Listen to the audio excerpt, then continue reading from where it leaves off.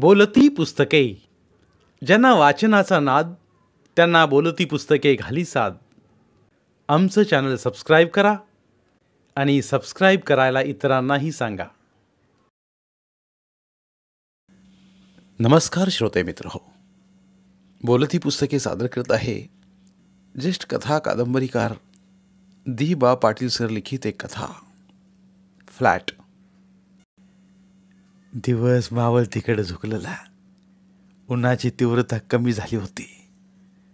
गणपा आबा छपरात अंतरल्या घुंगडीवरून उठून बसला.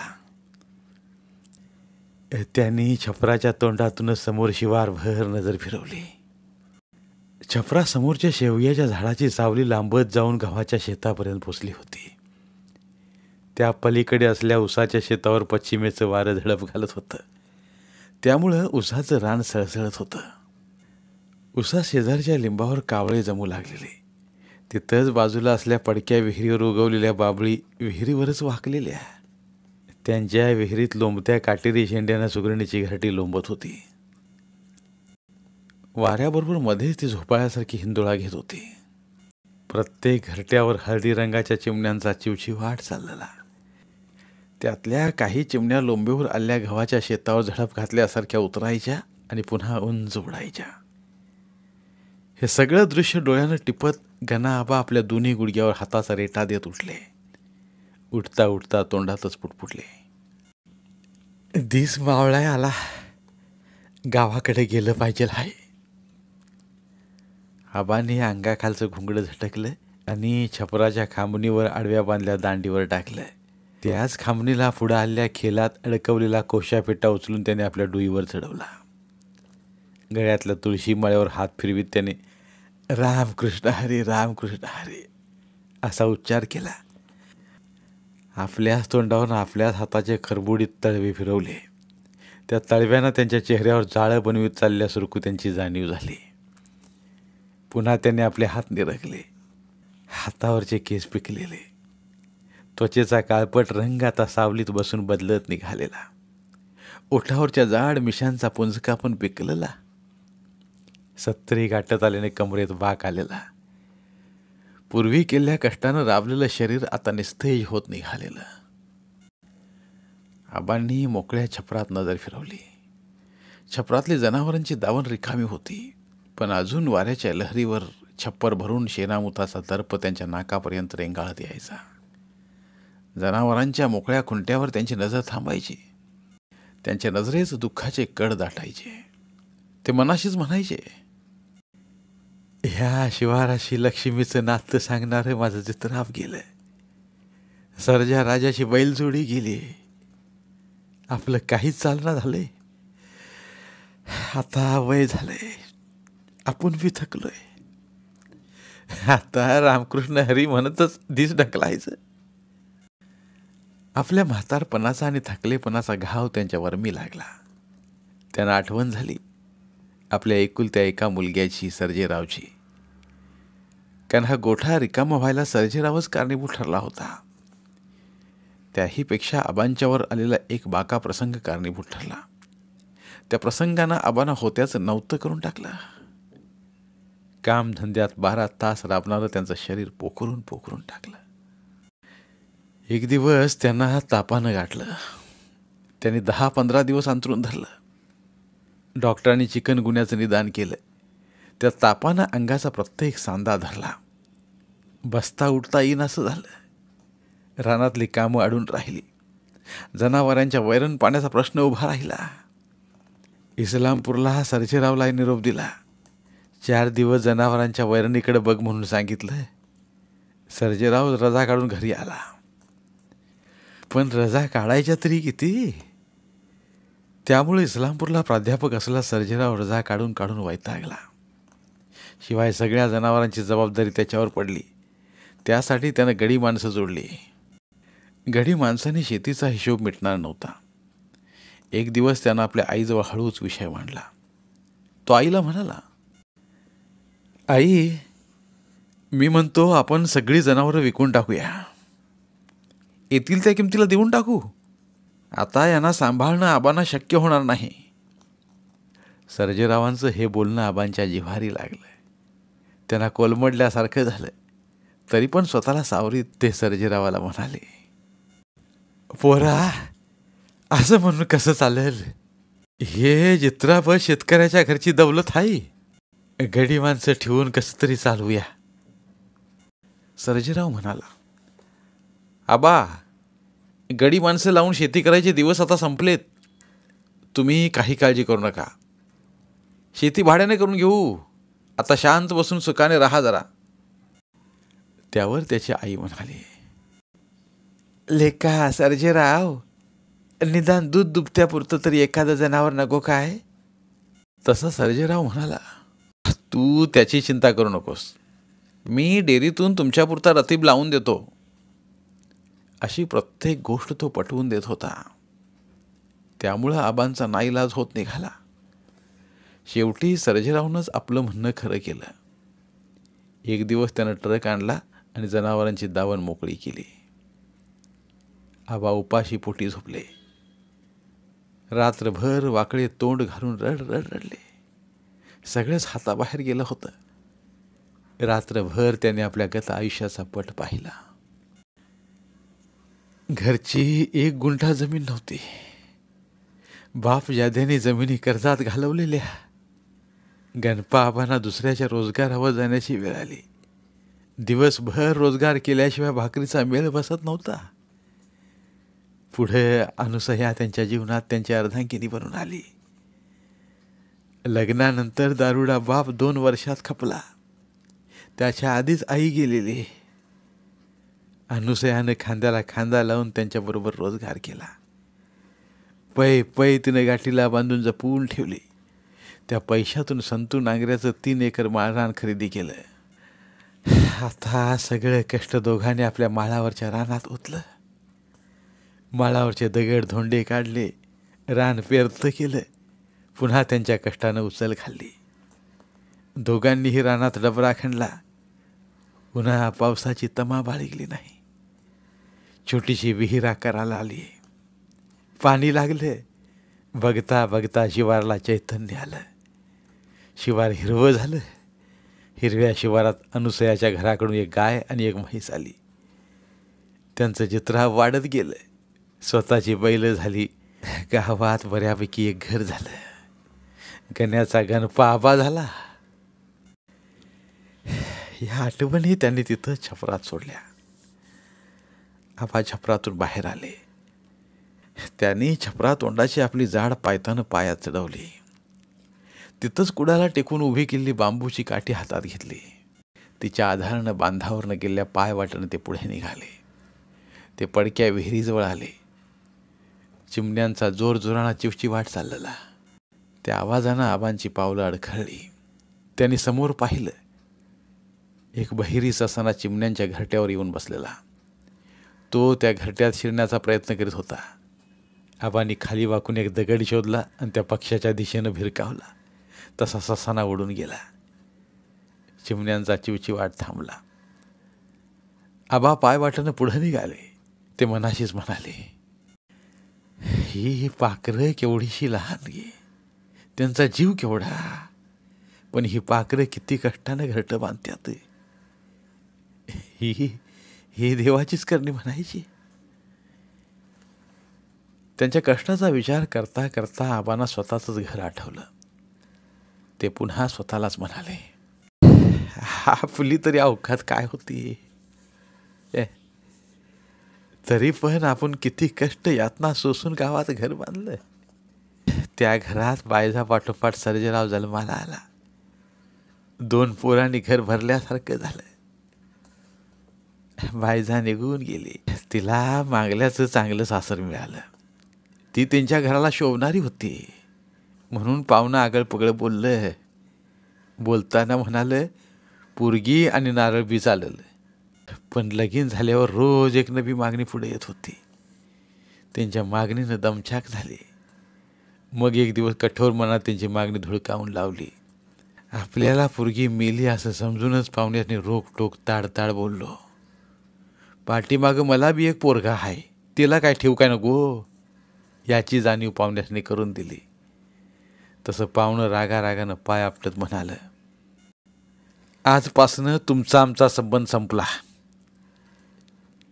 त्या दिवसापासनं लेक माहेरला आली नाही. सर्जेराव मोठ्या शाळेत मास्तर झाला. त्याचं लगीन झालं.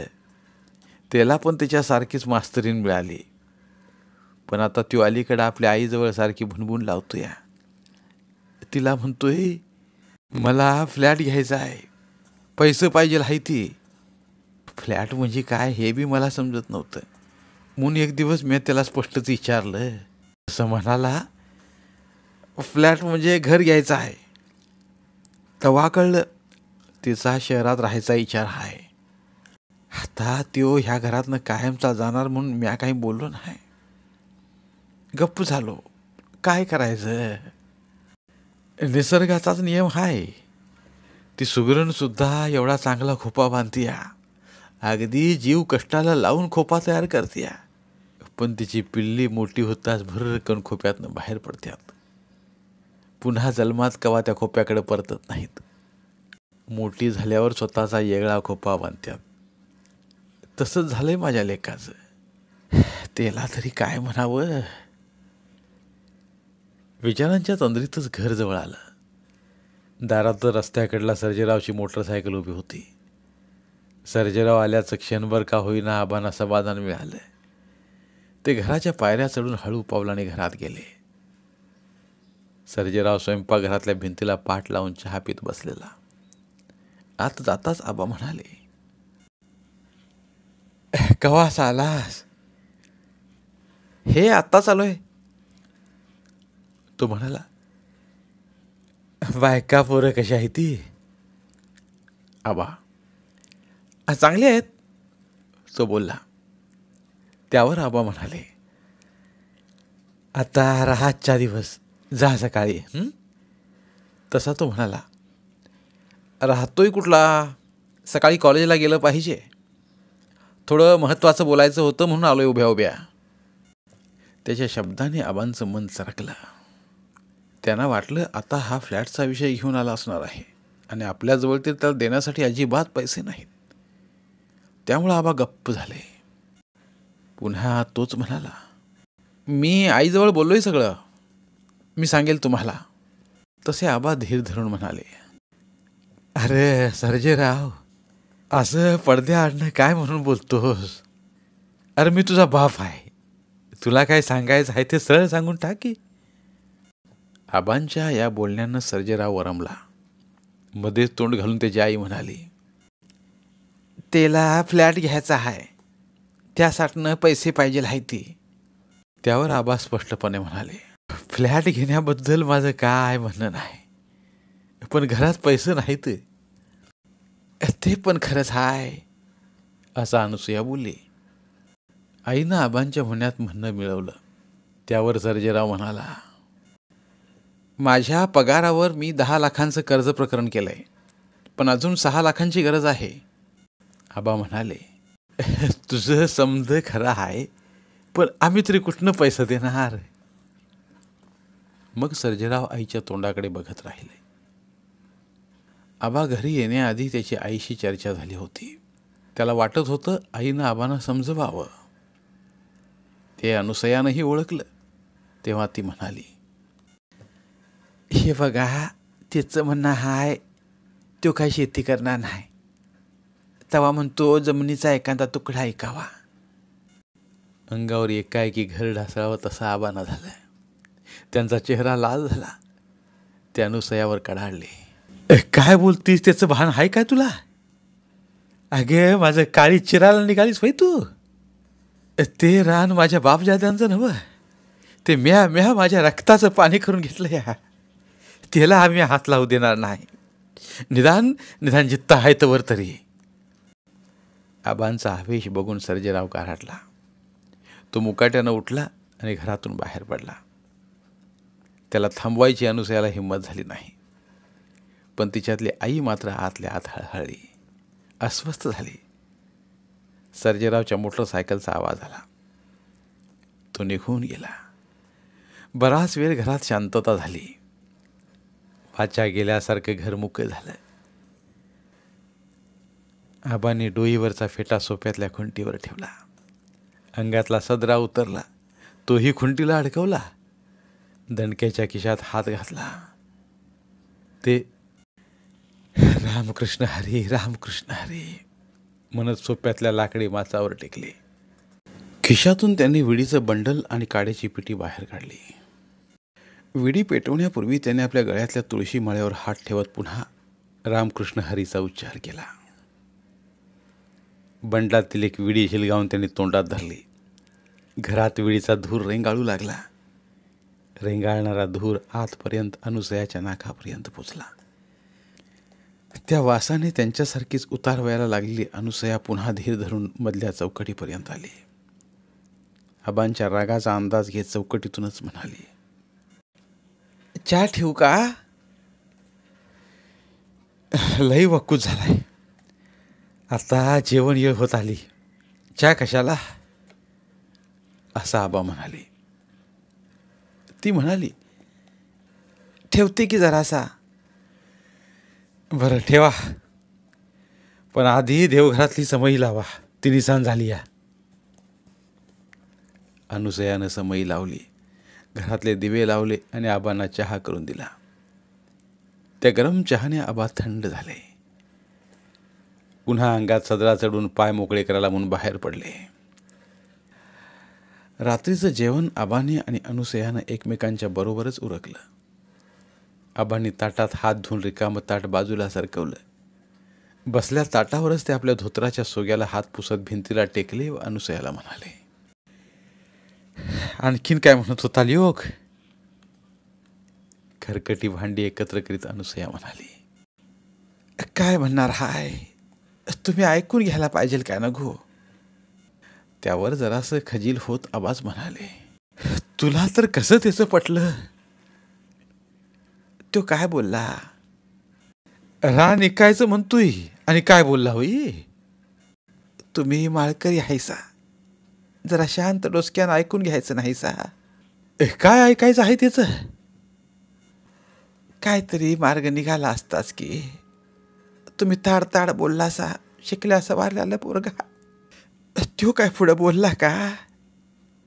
खाली मान घालून निघून गेला. अनुसयाच्या या वाक्यानं आबांना आपलंच काहीतरी चुकल्यासारखं झालं. ते शांतपणे अनुसयाला म्हणाले, तू सांग, काय मार्ग निघणार होता? त्यावर तितक्या शांतपणे अनुसया म्हणाली, हे बघा, आपलं एकुलतं एक पोरगं आहे. लिकीचं बरं झालंय, तिकडचं बी पाहुणं बिनासल्यात. आता म्हातारपणी आपल्याला सर्जेरावाचाच आधार आहे. नाहीतरी ह्यो जमीन जुमला घरदार आपण तरी कुणाच नाही देणार आहे. खरं आहे तुझं, पण जमिनी इकायची भाषा मला पटली नाही. त्यानं दुसरा बी मार्ग सांगितला होता की. काय? कसला मार्ग? त्यावर दम खाऊन अनुसया म्हणाली, तो म्हणत होता त्याच्या फ्लॅटवर आपणा दोघांनी नेऊन ठेवणार आहे. मला म्हणाला, आता आबासनी पण काम होईत नाही, तू बी थकलीस, तेव्हा आता तुम्ही दोघं पण माझ्या फ्लॅटवर राहायला चला. असं होई? म्हणजे आपण बी गाव सोडून जायचं म्हण की. मग काय बिघडणार हाय? मला असलं नाही जमायचं, असं आबा बोलले. तेव्हा अनुसया हळूच म्हणाली, त्याचं म्हणणं आता गावात कोण राहणार हाय? रान इकायचं नसलं तर घर इकूया. रस्त्यावरचं घर हाय, ह्याला बी चांगला पैका येतोय. त्या खालच्या गल्लीच्या बाजीराव भोसल्यानं 5 लाखाला मागितलं असं म्हणत होता. आबा बसलेले उठले, मधल्या खोलीत जात म्हणाले,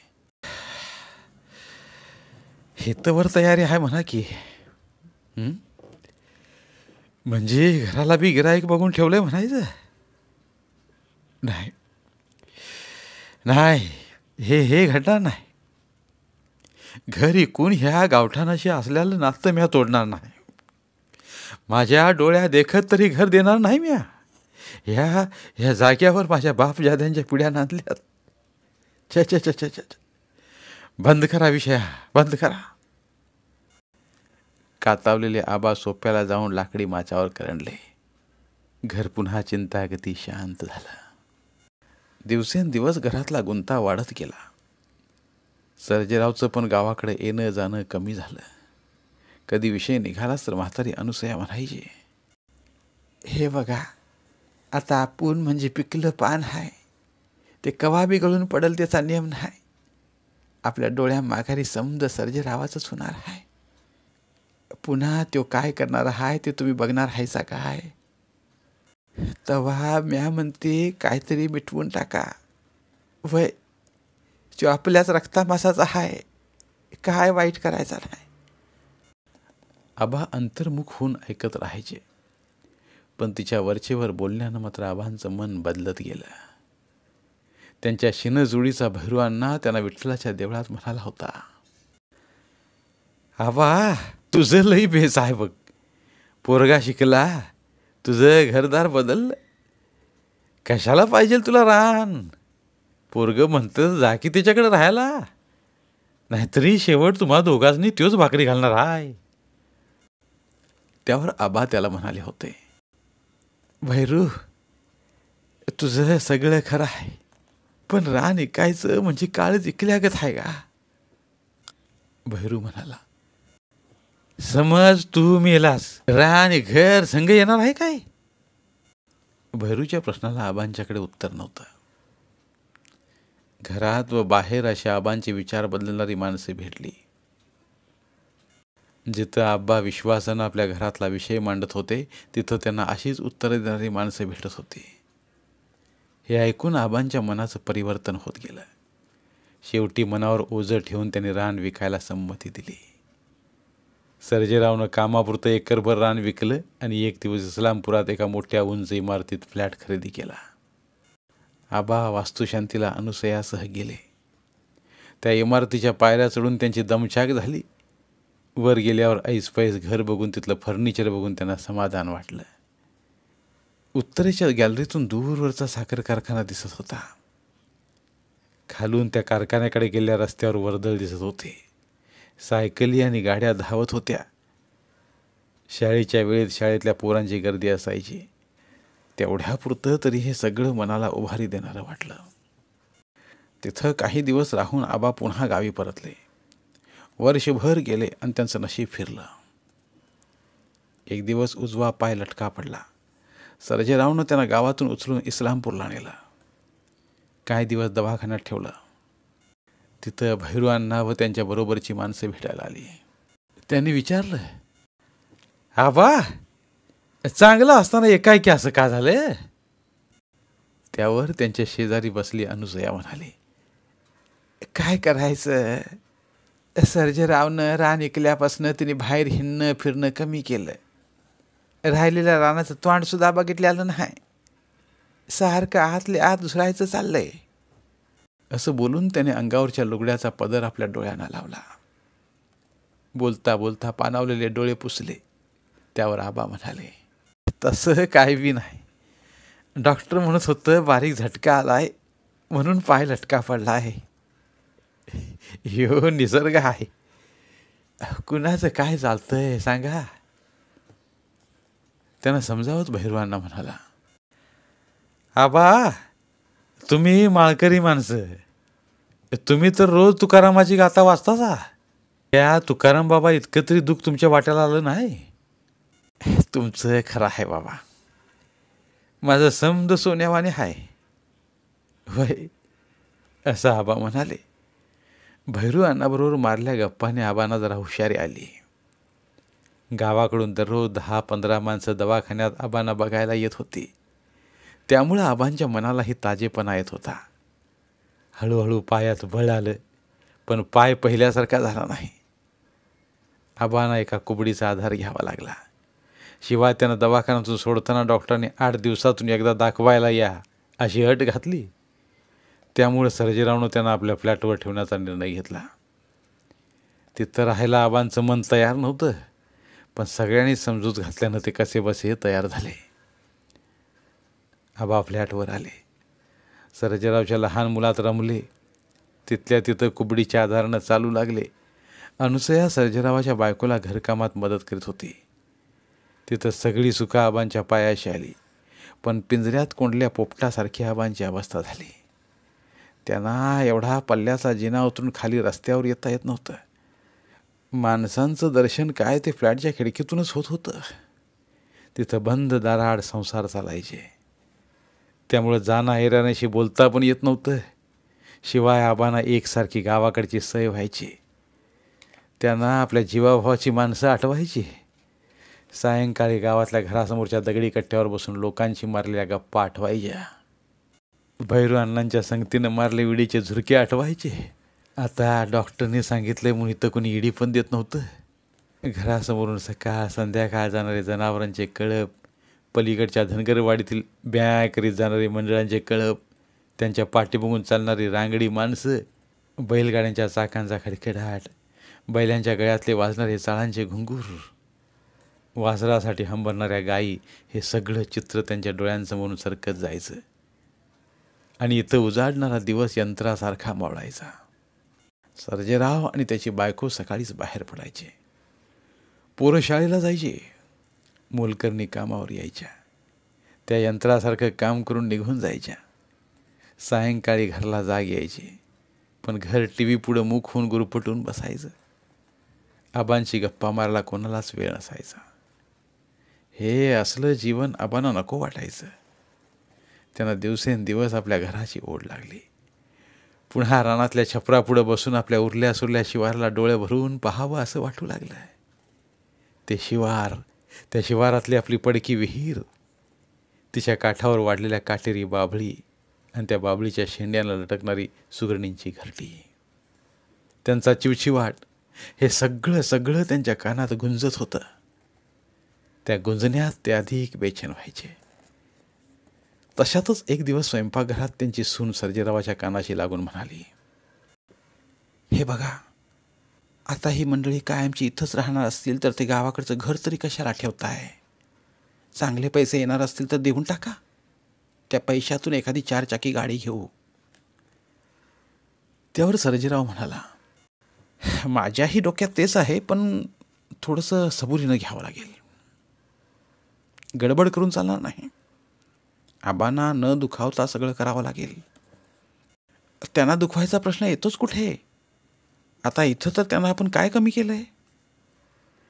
विषय बंद कर, योग्य वेळी बोलू. असं म्हणून सर्जेरावनं विषय बंद केला. हे सगळं दाराआड उभ्या असलेल्या आबांच्या कानावरून गेलं. त्याच दिवशी संध्याकाळी ते सर्जेरावला म्हणाले, सर्जेराव, तू उद्या आम्हाला गावाकडे घालीव. मला इथं करमत नाही. मला माझ्या माणसात जाऊ देल. तशी मध्येच तोंड घालून त्यांची सून म्हणाली, आबा, आम्ही काय तुमची माणसं नव्हे काय? आम्ही तर तुमच्या रक्ताच्या नात्यातले आहोत ना. सर्जेराव म्हणाले, गावी जाऊन काय करणार आहात? इथं औषध पाण्याची चांगली सोय आहे. तुम्हाला तिथं कोण बघणार? मी आणि अनुसया तिथं निवांत राहीन म्हणतोय. तुम्ही काळजी करू नका. बघू, करू विचार. असं म्हणून सर्जेरावनं विषय बदलला. या बाप लेकाच्या चर्चेवर अनुसयानं मौन पाळलं. तेव्हा आभा तिला म्हणाले, अनु, निदान तू तरी तिला समजून सांग. मला इथं आता एक दिवस बी राहायचं नाही. त्यावर ती म्हणाली, आता गावाकडे जाऊन तरी काय करायचं हाय? तिथं आपलं काय घोडं आडलंय? तसे तिरमिरला येत आबा म्हणाले, म्हणजे तू पण यासनी सामील झालीस म्हणे? असं म्हणून आबाने बोलणंच बंद केलं. त्या दिवसापासून गावाकडे जाण्याचा त्यांना घोर लागला. एके दिवशी भर दुपारी घरात कोणी नव्हतं. अनुसया तिथंच जवळ असल्या विठ्ठलाच्या देवळात जाऊन येतो म्हणाले. आबा एकटेच घरात उरले. उघड्या खिडकीच्या सळीला धरून ते खालच्या रस्त्यावर एकटक पाहत होते. त्यांना खाली जायची खूप इच्छा झालेली. बऱ्याच दिवसात खाली जाता आलं नव्हतं. त्यामुळे बंदिवासात असल्यासारखी त्यांची अवस्था झालेली. खिडकीतून त्यांची नजर रस्त्यावरून सरकत पुढं पुढं गेली. दूरवर त्यांना सायकलवरून येणारा पैलवान गडी दिसला. त्याने नजर बारीक केली. त्यानं ओळख पटली. ते एकदम म्हणाले, ह्यो ह्यो तर आपल्या गावचा शिरपा पैलवान, त्या साखर कारखान्यावरचा वाचमन. आबाने कुबडीचा आधार घेतला. धडपडत धडपडत ते पुढच्या गॅलरीत गेले. पैलवान सायकल रेटत रेटत जवळ आला. आबावरून ओरडले. त्याने जोरानं हाक दिली, अरे ये शिरपा, थांब थांब. त्यांच्या हाकेनं शिरपानं त्या इमारतीजवळ आपल्या सायकलला ब्रेक लावला. सायकलवरून उतरून त्यानं वर पाहिलं. तसा वर बघत तो म्हणाला, गणपा आबा, तुम्ही इथं आहेसा होय? वैरले का वय, ये ये वर ये, असा आबा म्हणाले. आबांच्या डोळ्यात आनंद मावना. पुन्हा शिरपानं विचारलं, कुणीकडनं येऊ? खालच्या जिन्यावरनं 3ऱ्या मजल्यावर ये, असं आबाने सांगितलं. खाली सायकल लावून घाईनं जिना चढून शिरपा वर आला. आबा दारात जाऊन थांबले. वर आलेला शिरपा आबांच्या काखेतली कोबडी बघून म्हणाला, आबा, हे काय झालं म्हणायचं? आबा तिथं शिरपाच्या पायावर वाकले. शिरपा पाठीमागे सरकत म्हणाला, हे काय म्हणायचं? गंगा उलटी निघाल्या का ते? अहो आबा, खरं तर म्या तुमच्या पाया पडाय पाहिजे आहे, पण तुम्हीच. आबा शिरपाला म्हणाले, तुला माझी आण आहे, मला या पिंजऱ्यातनं खाली ने, खाली गेल्यावर तुला सगळं सांगतो. आबानी पाय धरून शपथ घेतली. तसा शिरपा कालवला. त्याला नाही म्हणता येईना. आबानी फ्लॅटच्या दाराला कडी घातली. शिरपानं त्यांना आधार देत एक एक पायरी खाली नेलं. अगदी आपल्या सायकलपर्यंत नेलं. आबाने आजूबाजूला पाहिलं. अंदाज घेत ते शिरपाला म्हणाले, मला तुझ्या सायकलीवरनं गावाकडे घेऊन चल. थांबू नकोस. कोण आलं म्हणजे पंचायत व्हायची. चल. शिरपानं त्यांना मागचा पुढचा विचार न करता सायकलच्या नळीवर पुढे घेतलं. सायकलला पॅडल मारलं आणि दार बंद करून उभ्या पिंजऱ्यागत उभी असलेली ती इमारत पाठीमागं पडली. आपली व्यथा शिरपाला ऐकवत आबा गावात आले. आबांनाही आपण एका जेलातून सोडून आणले असा आविर्भाव शिरपाच्या चेहऱ्यावर चढला. सायकल आबांच्या घरापुढं थांबली. घराला कुलूप लागलेलं. अंगणात कचरा साचलेला. बंद दाराकडे बघत शिरपानं विचारलं, किल्ली आहे का? उघडून देतो. त्यावर आबा म्हणाले, बाळा, कुठनं आणू किल्ली? घे तो दगड आणि तोड कुलूप. घर लोकाचं आहे होई, आपलंच आहे. तोड. शिरपानंही मागचा पुढचा विचार न करता शेजारचा दगड उचलून घराचे कुलूप तोडलं. दार उघडलं. आबा आत जाऊन आपल्या नेहमीच्या सोप्यातल्या माचावर विसावले. फार दिवसांनी ते सुखावले. ते शिरपाला म्हणाले, काम फत्ते झालं बघ. तू जा आता. लय उपकार केलास बघ. तुला इटूबानच पाठवलं म्हणायचा. वय, रातच्या जेवणाचं काय? का घराकडनं आणू जेवणाचा डबा? असं शिरपानं विचारलं. चेहऱ्यावर हसू फुलवत आबा म्हणाले, कशाला काळजी करतोस? बायको येईलच की सांच्याला इकडे हुडकीत. तिला माझ्याशिवाय गमणार आहे थोडंच. बरं, चलतो म्या. अडचण वाटली तर कळवा, असं सांगून शिरपा निघून गेला. आबांनी माच्या शेजारच्या देवळीतील काड्याची पिटी घेतली आणि विडीचा बंडल शोधून काढला. एक विडी तोंडात धरून तू शिलगावतीचा दीर्घ झुरका मारला. तोंडातला धूर हवेत सोडत बोलले, ह्या बिडीनं आजार झाला म्हणा. बिडीनं आजार? हे तर तरुणपणापासून सोबत करते. आजारी पडलो तुमच्या करणेनं. असं म्हणून त्याने दुसरा झुरका मारला. काही तास गेले. सायंकाळ होत आली. तेवढ्यात बाहेर रस्त्यावर जीप गाडीचा आवाज आला. जीप त्यांच्या घरासमोर येऊन थांबली. त्यातून सर्जेराव व अनुसया पाय उतार झाले. अनुसया तरातरा आत आली. पाठीमागून सर्जेराव पण आला. अनुसया म्हणाली, काय आकरीत म्हणायचं तुमचं? तिकडे घर उघडं टाकून काय म्हणून आला असा? आणि आणि कुणी आणलं तुम्हासनी? सर्जेराव म्हणाला, खालच्या दुकानदारानं पाहिलं होतं बरं झालं, नाहीतर कुठं शोधायचं होतं? असं डोसकं फिरल्यागत का वागतायसा? निदान सांगून तरी यायचं होतं सा. तुम्हासनी आपल्या आजाराची तर काळजी आहे काय? अनुसया बडबडू लागली. पुढं होत सर्जेराव म्हणाला, चला उठा, पुरे झालं हे रामायण. मघापासून आबा गप्प होते. आता मात्र त्यांचा बांध फुटला. ते सर्जेरावावर ओरडले, तू तू चालायला लागित. मला तुझा फ्लॅट नको नको आहे. त्या सोन्याच्या पिंजऱ्यात मला राहायचं नाही. ह्या गावठाणातच माझं काय व्हायचं ते होऊन देईल.